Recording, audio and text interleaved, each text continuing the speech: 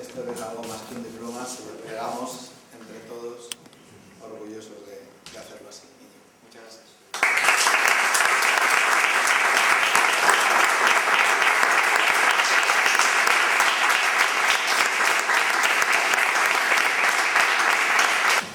Buenos días a todos.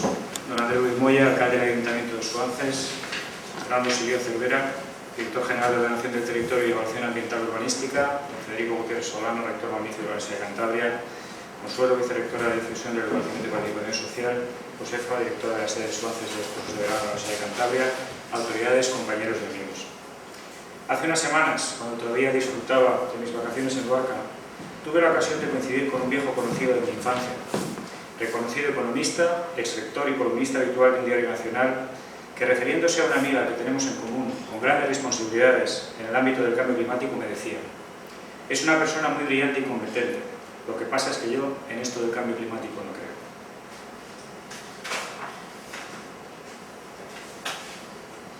Querido Fernando, le dije, te equivocas, el cambio climático no es una cuestión de fe, es una cuestión de ciencia. Del mismo modo, hace ya varios meses, el día anterior a que el alcalde de Santander defendiera ante el Consejo de Europa una resolución y una recomendación para hacer frente a los efectos del cambio climático en ciudades costeras, uno de sus acompañantes me decía: por mi experiencia sé que esto del cambio climático no tiene fundamento alguno. ¿Y en qué se basa tu experiencia?, le dije yo. Y sin dudarlo me dijo: en los años que tengo, el clima de Santander no ha cambiado, las cosas siguen igual que siempre. A la que no sin cierta sorna contesté: tienes poco más de 50 años, el clima se analiza en décadas. Considerando que hasta los 20 años estarías probablemente más preocupado por las chicas que por el clima, puedo incluso aceptar que tengas en la cabeza una serie temporal de 3 puntos. Por cierto, tu serie temporal no tiene ni un solo dato cuantitativo y es totalmente subjetiva, basándose en que hoy ha hecho frío y ayer mucho calor, o en que cuando era niño llovía más que ahora, es decir, percepciones. Pero es más, dado que nunca has vivido fuera de Santander más de 2 años seguidos, tu espacio muestral se reduce a un punto en todo el globo. Poco bagaje para que considere que tienes la más mínima credibilidad en este asunto. Lamentablemente, estos episodios no son más que 2 ejemplos de la percepción que muchos de nuestros conciudadanos tienen sobre el cambio climático. Y esta percepción se ha venido agudizando cuando hemos priorizado lo urgente frente a lo importante, lo que me afecta a mí frente a lo que nos afecta a todos, lo inmediato frente a lo que afectará a futuras generaciones. Hoy quisiera hablar y dedicar este tiempo que tengo, en primer lugar, a ratificar que la ciencia del cambio climático es de las mejores y más transparentes, y que la ciencia es el único argumento válido para posicionarnos y actuar frente a los cambios que estamos experimentando y que experimentaremos. Otra cuestión muy diferente es si nuestros políticos desean que sea un problema incluir entre las prioridades de sus agendas, pero acudir a argumentos sin base científica alguna, o cuestionar las bases científicas sin tan siquiera analizarlas, no es aceptable hoy en día. En la segunda parte de mi charla me gustaría contaros algunos ejemplos de nuestra contribución a la ciencia del cambio climático. Y digo nuestra porque, como muy bien han apuntado Fernando y el rector, efectivamente es el esfuerzo de un colectivo y no solo el mío. En cuanto a la primera parte se refiere, quizás lo que proceda es hablar del IPCC, del Grupo Intergubernamental de Expertos sobre Cambio Climático, y no el índice de precios al consumo al cuadrado, como me ha dicho alguno de mis amigos cuando he dicho que trabajaba para él. Como saben, el IPCC recibió el Premio Nobel de la Paz en 2007 y su trabajo ha sido cuestionado posteriormente, esencialmente para intentar desacreditar estrategias que han pretendido colocar al cambio climático entre las prioridades de las agendas de gran parte de los gobiernos del mundo. Pero ¿cómo nace el IPCC? La Organización Meteorológica Mundial y el Programa de las Naciones Unidas para el Medio Ambiente, conocido como el PNUMA, crearon el Grupo Intergubernamental de Expertos sobre el Cambio Climático en 1988. Se trata de un grupo abierto a todos los miembros de las Naciones Unidas y a la Organización Meteorológica Mundial. La función encomendada al IPCC consiste en analizar de forma exhaustiva, objetiva, abierta y transparente la información científica, técnica y socioeconómica relevante para entender los elementos científicos del riesgo que supone el cambio climático provocado por las actividades humanas, sus posibles repercusiones y las posibilidades de adaptación y mitigación del mismo. Pero además, el IPCC hay que hacer constar que no controla datos relativos al clima u otros parámetros pertinentes, sino que basa totalmente su evaluación principalmente en la literatura científica y técnica revisada por pares y publicada. Una de las principales actividades del IPCC es hacer una evaluación periódica de los conocimientos sobre el cambio climático. El IPCC elabora asimismo informes especiales y documentos técnicos sobre temas en los que se considera necesarios la información y el asesoramiento científico independiente. El más reciente de estos informes técnicos ha versado sobre el papel de las energías renovables en la mitigación del cambio climático. Asimismo, respalda la Convención Marco de las Naciones Unidas sobre el Cambio Climático mediante su labor para el desarrollo de metodologías relativas a los inventarios nacionales de gases de efecto invernadero, haciendo así con esta metodología la mayor parte de países los inventarios que luego negocian en las convenciones. Pero ¿cómo está organizado el IPCC? El IPCC consta de 3 grupos de trabajo, formados por expertos de todo el mundo.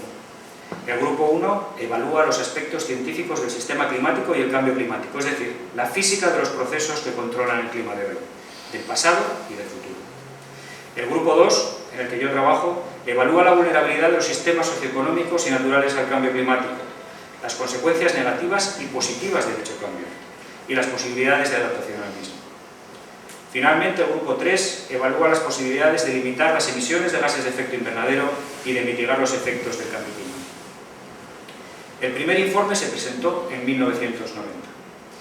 Entre 2011 y 2014 se deberá completar el proceso de redacción del 5º informe sobre el estado del cambio climático en el mundo, que contribuirá sin duda a mejorar nuestro conocimiento y a reducir las incertidumbres que la ciencia ha ido encontrando en los informes anteriores. Los informes del IPCC están divididos en capítulos que contienen la evaluación científica, técnica y metodológica de base, y sí me gustaría recordar que además incluyen una síntesis para responsables políticos. Pero ¿cómo se redactan estos documentos? ¿Cómo trabajamos? Para su redacción, los gobiernos y organizaciones participantes proponen expertos que puedan ejercer como autores, examinadores expertos y revisores de los informes. Los autores principales coordinadores y los autores principales son seleccionados por las mesas del grupo de trabajo correspondiente, de entre las candidaturas recibidas y de entre otros expertos conocidos por sus publicaciones y trabajos, y lo hacen con base en criterios de calidad científica y de experiencia técnica. Para el 5º informe en curso se han seleccionado 120 autores principales coordinadores de entre 4.000 candidatos. Haber sido el único español seleccionado como autor principal coordinador es sin duda un gran honor, pero saber que la información sobre zonas costeras que se incluye en el informe que dirijo será el principal vademecum científico sobre el que basarán sus políticas frente al cambio climático en zonas costeras la mayor parte de los gobiernos del mundo, es sobre todo una responsabilidad que me hace temblar las piernas. El proceso de elaboración de estos informes consiste en la preparación de sucesivos borradores, que deben basarse en publicaciones científicas, en revistas de impacto y solo excepcionalmente en lo que llamamos literatura gris de entidades internacionales, que se jalona de repetidos procesos de evaluación crítica externa por investigadores independientes. Es necesario mencionar que entre las instrucciones que recibimos hay 2 que destacan sobremanera. La obligación de hacer referencia a la incertidumbre asociada a las averiguaciones científicas incluidas en el informe, así como la de identificar claramente las opiniones discordantes que cuentan con un apoyo científico-técnico considerado, así como sus argumentaciones correspondientes. Es más, cualquier aseveración incluida en el informe debe tener asociada la documentación que lo sustenta y debe ser accesible para cualquier revisor externo. Pero lo que es necesario destacar es el hecho de que una vez finalizado y aprobado el informe final completo, el informe de síntesis para responsables políticos se somete a un proceso de aprobación abierto a todos los gobiernos representados en el IPCC, en el que la aprobación se realiza línea por línea, palabra por palabra. Y para ello se cuenta con el apoyo de los investigadores y técnicos que han redactado el informe global en un ejercicio de consenso pocas veces igualado en ciencia. Con todo esto, quiero poner de manifiesto que aquellos que hablan de posibles manipulaciones en los informes del IPCC es evidente que desconocen el procedimiento, que es posiblemente el más transparente y detallado de la historia y el único en que un problema de ámbito global es atacado desde una base científica y contando desde su origen con los investigadores. Pero ¿cómo nos introducimos nosotros en el mundo del cambio climático? En 2003 comienza la actividad de nuestro grupo de investigación y por tanto la mía en el estudio del cambio climático. Por entonces el Ministerio del Medio Ambiente, con quien llevamos colaborando más de 20 años, nos pidió afrontar el reto de generar el corpus científico-técnico necesario para que la Oficina Española de Cambio Climático pudiera hacer frente a sus obligaciones nacionales e internacionales de evaluación de los impactos del cambio climático en las zonas costeras.